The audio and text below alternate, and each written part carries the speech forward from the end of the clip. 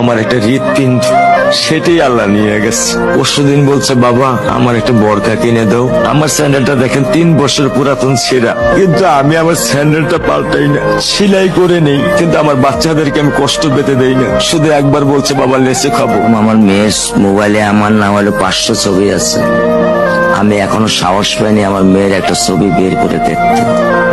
আমার সে সাহস নাই। আমি সে সব হারাই ফেলছি, কারণ ও আমার ছিল হৃৎপিণ্ড। ওর জীবনে এমন কোনো চাওয়া নাই যেটা আমি পূরণ করি নাই। পরশুদিন বলছে বাবা আমার একটা বরকা কিনে দাও। আমার চাচতো ভাই বললো ভাই ইসলামপুর থেকে 300-400 টাকা পাওয়া যায়।